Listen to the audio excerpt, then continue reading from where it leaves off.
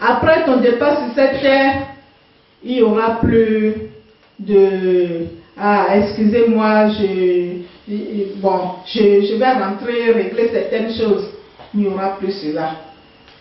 Après la mort vient le jugement. Bien-aimés, si nous regardons par rapport à notre test de ce matin, et le test de Luc, les chapitres à partir du 23 au 31, nous allons voir dans le séjour des morts, le riche leva les yeux, et tandis qu'il était en proie au tourment, il vit de loin Abraham et Lazare dans son sein. Il s'écria, « Père Abraham, aie pitié de moi et envoie Lazare pour qu'il trempe le bout de son doigt dans l'eau et me rafraîchisse la langue, car je souffre cruellement dans cette flamme. » Et ça continue. Donc nous voyons un peu ce que c'est que se retrouver de l'autre côté après le départ sur cette terre. Le riche, lui qui avait tout à sa disposition quand il vivait encore, il n'avait même pas le temps de Dieu, il n'avait même pas le temps de s'occuper de ceux qui l'entouraient. Il vivait pour lui-même. Mais après sa mort, voyons un peu tout ce qu'il subit, tout ce qui se passe avec lui. Maintenant, il demande à ce que Lazare, qui n'arrivait même pas à voir les miettes qui tombaient de sa table, à ce qu'il trempe le bout de son doigt. Il n'a pas demandé que Lazare trempe sa main pour avoir même beaucoup d'eau. Il dit le bout de son doigt, donc une seule goutte seulement. Si Lazare pouvait le lui donner, ça suffit. Mais le Seigneur ne l'a pas permis, car il y a une séparation. Ceux qui sont du côté de Lazare ne pouvaient pas aller du côté du riche, et ceux qui se retrouvent aussi du côté du riche ne peuvent pas aussi aller du côté de Lazare. Mon frère, ma soeur, pour que tu ne te retrouves pas confronté à des surprises désagréables en disant si je savais, c'est aujourd'hui et maintenant que tu dois faire la part des choses. Fais ton choix. Sache que tu es comme un missionnaire en voyage. Et un jour, tu iras rendre compte à ton envoyeur. Comme une personne qu'un directeur d'une société envoie en mission. Cette personne, au terme de sa mission, retourne rendre compte à la société pour la personne, à la société pour laquelle elle était en mission. Si la mission et tout ce qu'il est parti faire et en mission est bon, il n'y a pas de problème. Il passe en promotion et il a des promotions, mais si c'est nul, si c'est mauvais, s'il n'a rien fait du tout, s'il n'a pas marché selon les ordres qu'on lui a donnés avant qu'il n'aille en mission, je crois que non seulement il ne recevra rien, mais peut-être qu'il sera même licencié. Donc c'est aussi exactement la même chose, la même procédure en ce qui nous concerne devant notre Dieu. Le Seigneur nous a envoyés en mission. Quelle est notre manière de gérer cette mission? Comment nous nous comportons? Est-ce que nous sommes en train de marcher selon les ordres que le Seigneur nous a donnés? C'est à nous de répondre. Nous devons répondre cela intérieurement. Si nous sommes vraiment en train de faire la volonté de notre Dieu, nous devons chercher à avoir une réponse à cette question. Bien-aimés, nous ne devons pas passer le temps dans la distraction. Parfois, à cause de certaines difficultés, tu peux être tenté d'abandonner la mission ou de ne même pas aller jusqu'au bout de cette mission. C'est vrai, bien-aimés.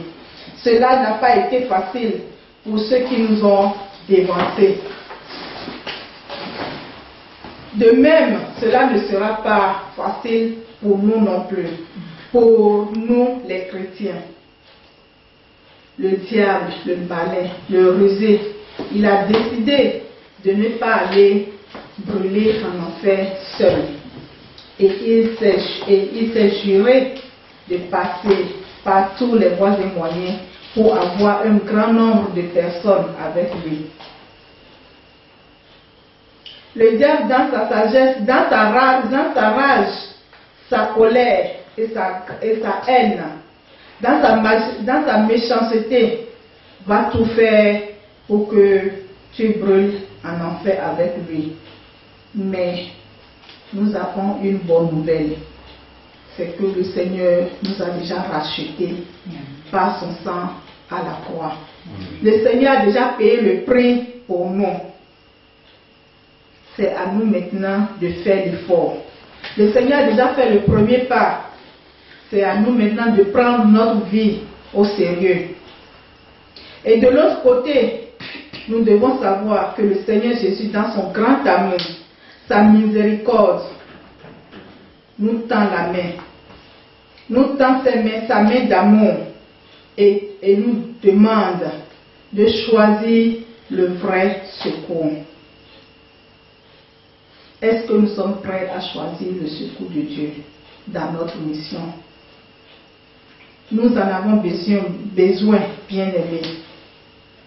Nous en avons besoin pour traverser les obstacles, pour traverser les persécutions, pour traverser les difficultés que nous allons rencontrer durant notre séjour sur cette terre.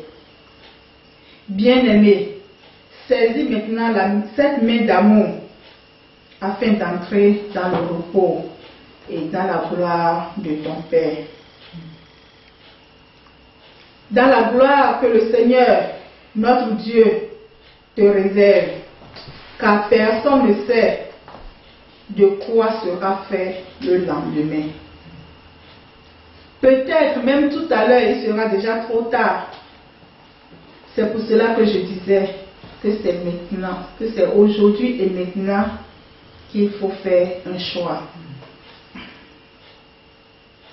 Ce n'est pas parce que je suis pauvre que si j'ai le cœur, si j'ai un mauvais cœur, si j'ai un cœur méchant, si je n'ai pas d'égard envers le Seigneur, que je vais entrer dans le royaume de Dieu. Non, ce n'est pas la pauvreté qui fait entrer quelqu'un dans le royaume de Dieu.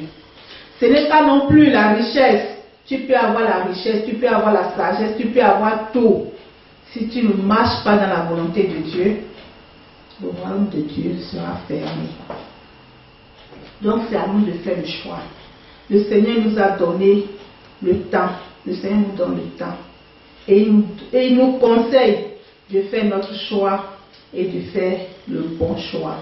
Il nous a envoyé son Fils, Jésus-Christ. C'est à nous de le choisir pour avoir la vie éternelle après cette vie éphémère. La parole de Dieu nous dit qu'il est réservé aux hommes de mourir une seule fois, après quoi vient le jugement. Alors, pour faire la conclusion, nous devons savoir que sur cette terre, nous sommes comme des missionnaires. C'est quelqu'un qui nous a envoyés en mission. Nous avons des tâches à accomplir. Nous avons des choses à faire. Et toutes ces choses doivent être dans la volonté de Dieu. Dans la volonté de la personne qui nous a envoyés en mission. Si nous ne faisons pas sa volonté, alors là, nous sommes en train de faire la volonté de l'ennemi, nous sommes en train de faire la volonté de l'autre qui est dans l'autre camp. Mais aujourd'hui, le Seigneur nous demande de faire sa volonté pour qu'après notre départ, après avoir accompli la mission pour laquelle nous sommes venus sur cette terre, que nous puissions entrer dans le repos qui nous a réservé. Nous devons tout faire pour écarter les difficultés, pour écarter les persécutions, pour écarter tout ce qui peut nous empêcher de faire cette volonté, dans l'humilité devant notre Seigneur. Le royaume de Dieu ne s'achète pas par la richesse. L'or et l'argent appartiennent à notre Dieu. Et nous qui avons décidé de devenir enfants de Dieu par la grâce de notre Seigneur Jésus, nous devons savoir que nous sommes riches. Et dans la maison de Dieu, le Seigneur a besoin des riches. Parce que s'il n'y a pas la richesse dans la maison de Dieu, l'œuvre de Dieu ne peut pas avancer. Ne pensons pas que c'est parce que l'homme là, il était riche, qu'il n'est pas entré dans le royaume de Dieu. Non. Mais c'est parce qu'il a mal géré la richesse que le Seigneur lui a donnée. Il ne l'a pas gérée dans la volonté de Dieu. Non, certaines personnes disent, ah, non, bon, moi je ne veux pas la richesse, sinon je ne vais pas entrer, il faut que je sois pauvre. Tu peux être pauvre, et même le dernier des pauvres, si tu n'es pas dans la volonté de Dieu, tu vas rater la gloire de ton Père. Et je prie et je crois que ce n'est pas le cas de nous qui sommes rassemblés ici ce matin. Nous avons donné notre vie au Seigneur. Nous avons accepté le Seigneur Jésus-Christ dans notre vie. Maintenant, nous sommes déjà dans la course. Nous sommes déjà dans la mission. Essayons de faire toutes choses pour la gloire de Dieu. Essayons de faire toutes choses durant notre voyage sur cette terre, tout en sachant que nous allons retourner, rendre grâce, rendre compte à la personne qui nous a envoyés. Que le Seigneur, notre Dieu, nous aide et qu'il nous donne la force d'aller jusqu'au bout afin d'entrer dans sa gloire au nom puissant de Jésus-Christ. Amen. Amen.